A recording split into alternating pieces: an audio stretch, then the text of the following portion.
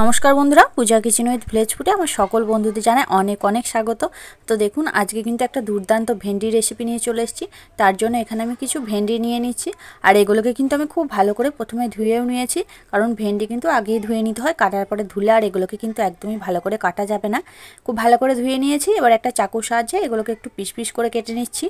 তো ভেন্ডি রেসিপি তো অনেক খেয়েছেন, আজকে একটা দুর্দান্ত ভেন্ডি রেসিপি দেখাবো বেসন আর ভেন্ডি দিয়ে। তো অবশ্যই কিন্তু রেসিপিটা প্রথম থেকে শেষ অবধি দেখার অনুরোধ রইল। আর যেসব বন্ধুরা আজকে আমার চ্যানেলে নতুন আসবেন, প্লিজ একটা লাইক দিয়ে চ্যানেলটিকে সাবস্ক্রাইব করে আমার সাথেই থাকবেন। এবার দেখুন, ভেন্ডিগুলোকে আমি ঠিক এইভাবে দু টুকরো করে কেটে নিচ্ছি। যেহেতু এগুলো একদম ছোট ছোট কচি, তাই আমি যেগুলো একদম ছোট সেগুলো দু টুকরো করে নিচ্ছি, আর যেগুলো একটু বড় আছে সেগুলোকে একটু তিন টুকরো করে কেটে নিচ্ছি। আপনারা চাইলে কিন্তু নিজেদের মনের মতো এখানে সাইজ করে ভেন্ডিগুলো কেটে নিতে পারেন। আমি ঠিক এইভাবে কেটে নিচ্ছি, এতে কিন্তু ভালোই লাগবে খেতে।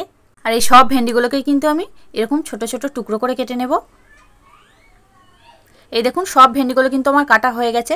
আর যেহেতু এগুলো আগে থাকতে ধুয়ে নিয়েছিলাম, কিন্তু কাটার পরে আর ধোবো না, আগে আমি খুব ভালো করে ধুয়ে নিয়েছি। আর এগুলো ঠিক খুবই কচি, দেখুন একদম ছোট ছোট করে কাটিনি, একটু বড় বড় করে কেটে নিয়েছি। এবার এগুলোর মধ্যে আমি কিছু মশলা মেশাবো। প্রথমেই দিয়ে নিয়েছি বেসন।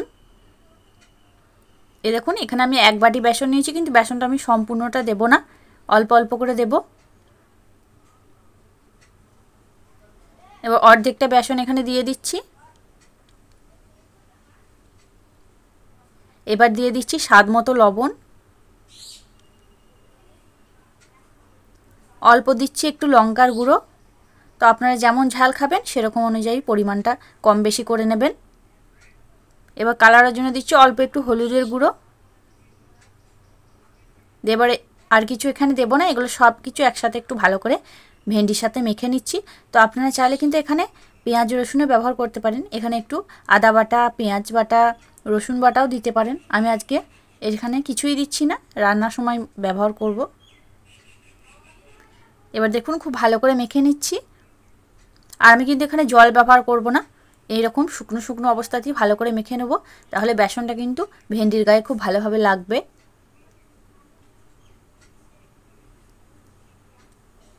খুব ভালো করে কিন্তু মেখে নিয়েছি। এবার এগুলোকে ভেজে নেব। তার জন্য গ্যাসের মধ্যে কড়াই বসিয়ে দিয়েছি। এবার দিয়ে দিচ্ছি সাদা তেল।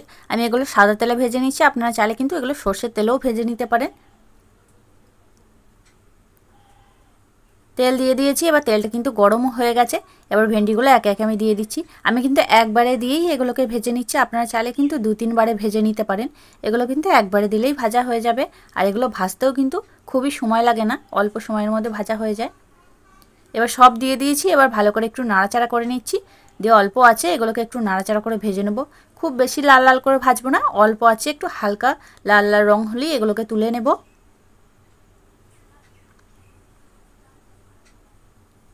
ভালো করে একটু নাড়াচাড়া করে নিয়েছি। দেবার অল্প আছে ভালো করে ভেজে নিচ্ছি। এই দেখুন, অল্প আছে একটু ভেজে নিয়েছি, কালারটা কিন্তু অনেকটাই পরিবর্তন হয়ে গেছে। তো আরেকটু এগুলোকে ভেজে নেব, তারপর আপনাদের দেখাচ্ছি। দেখুন, এগুলো কিন্তু আমার ভাজা হয়ে গেছে। তো এর থেকে কিন্তু আর বেশি ভাজবো না, এবার এগুলোকে নামিয়ে নেব।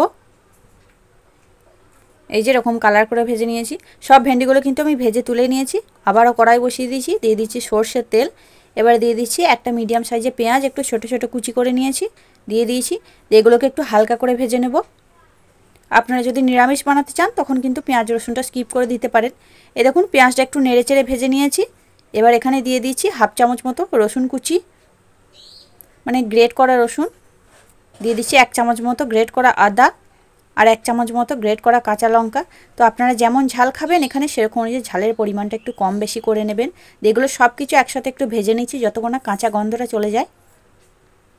সব কিছু একটু ভালো করে ভেজে নিয়েছি। এবার এখানে একটা বড় সাইজের টমেটো একটু গ্রেট করে নিয়েছি, দিয়ে দিচ্ছি। আপনারা চাইলে কিন্তু ছোটো ছোটো কুচি করেও দিতে পারেন, আর যদি টমেটো না থাকে তখন একটু টমেটো সসও দিতে পারেন। এবার সব কিছু একসাথে একটু আবারও নেড়ে চেড়ে নিচ্ছি। এবার দিয়ে দিচ্ছি একে একে গুঁড়ো মশলা। প্রথমে দিচ্ছি হাফ চামচ কাশ্মীরি লঙ্কার গুঁড়ো, হাফ চামচ জিরে গুঁড়ো, হাফ চামচ হলুদের গুঁড়ো, আর ঝাল অনুযায়ী লঙ্কার গুঁড়ো দেওয়া। আবারও সব কিছু একসাথে একটু ভালো করে নাড়াচাড়া করে নিচ্ছি। দিয়ে এই মশলাটা যতক্ষণ না একটু তেল ছাড়ছে ততক্ষণ একটু ভালো করে কষিয়ে নিচ্ছি। খুব ভালো করে একটু মশলাটাকে কষিয়ে নেব। তার জন্য অল্প একটু জল দিয়ে দিয়েছি যাতে গুঁড়ো মশলা আছে পুড়ে না যায়। এবার সব মশলা একসাথে একটু ভালো করে নাড়াচাড়া কষিয়ে নেব যতক্ষণ না মশলা থেকে খুব ভালোভাবে তেল ছাড়ছে। এই দেখুন মশলা কিন্তু আমি ভালোভাবে কষিয়ে নিয়েছি, মশলা থেকে তেলও ছেড়ে গেছে। এবার ভেজে রাখা ভেন্ডিগুলোকে দিয়ে দিচ্ছি। দিয়ে ভেন্ডিগুলো দিয়ে একটু মিনিট দুয়েক মতো একটু ভালো করে নাড়াচাড়া করে নেব যাতে ভেন্ডির মধ্যে কিন্তু সমস্ত মশলা খুব ভালোভাবে ঢুকে যায়। ভালো করে নাড়াচাড়া করে নিয়েছি। এবার দিয়ে দিচ্ছি স্বাদ মতো লবণ। যেহেতু ভেন্ডিটা ভাজার সময় কিন্তু লবণ দেওয়া ছিল, তাই লবণটা কিন্তু স্বাদ বুঝেই দিতে হবে। এবার দিয়ে দিচ্ছি অল্প একটু চিনি। তো আপনারা যদি পছন্দ করেন দেবে, আর যদি না পছন্দ করেন তাহলে এটাকেও স্কিপ করে দেবেন। তবে অল্প একটু চিনি দিলে কিন্তু ভালোই লাগবে খেতে। দিয়ে লবণটা চিনিটা দিয়েও খুব ভালো করে একটু নাড়াচাড়া করে নিচ্ছি যাতে লবণটা চিনিটাও ভালোভাবে ভেন্ডির সাথে মিশে যায়। খুব ভালোভাবে কিন্তু আমি কষিয়ে নিয়েছি। এবার দিয়ে দিচ্ছি জল। জলটা কিন্তু আমি খুব বেশি দেবো না, অল্প একটু জল দেব, কারণ এগুলো কিন্তু ভালো করে ভাজাই আছে। আর আমি যেহেতু এটা একদম ভাত, রুটি, লুচি, পরোটা সব কিছুর সাথেই খাওয়ার মতো বানাবো, তাই এটা কিন্তু আমি জলের পরিমাণটা অল্পই দেবো। এই দেখুন অল্প আছে ভালো করে 4 থেকে 5 মিনিট ফুটিয়ে নিয়েছি। আর কত সুন্দর দেখতে লাগছে দেখুন, খুবই সুন্দর। এটা কিন্তু আমার একদমই তৈরি হয়ে গেছে। তো এর থেকে বেশি আর এটাকে আমি শুকিয়ে নেব না, এটাই কিন্তু একদম পারফেক্ট হয়েছে। এটাকে নামিয়ে নিই, তারপর আপনাদের দেখাচ্ছি। এই দেখুন বন্ধুরা, ভেন্ডির কিন্তু আমি দুর্দান্ত রেসিপিটা নামিয়ে নিয়েছি। আর কতটা সুন্দর হয়েছে দেখেই আপনারা বুঝতে পারছেন। এটা কিন্তু ভাত, রুটি, লুচি, পরোটা সব কিছুর সাথেই খেতে খুবই ভালো লাগবে। তো একবার এইভাবে এই ভেন্ডির রেসিপিটা বানিয়ে দেখতে পারেন, সকলেই কিন্তু খুবই পছন্দ করবে। তাহলে বন্ধুরা, আজকে আমার এই ভেন্ডি রেসিপিটা আপনাদের কাছে কেমন লাগলো সেটা কিন্তু অবশ্যই কমেন্টের মাধ্যমে জানিয়ে দেবেন। দেখে যদি একটু ভালো লেগে থাকে, আপনি যদি নতুন বন্ধু হয়ে থাকেন, একটা লাইক দিয়ে চ্যানেলটিকে সাবস্ক্রাইব করে আমার সাথেই থাকার অনুরোধ রইল। তাহলে আজকের মতো এখানেই, আবার ফিরে আসছি অন্য কোনো দিন অন্য একটা রেসিপি নিয়ে। ততক্ষণ আপনারা ভালো থাকবেন, সুস্থ থাকবেন। ধন্যবাদ।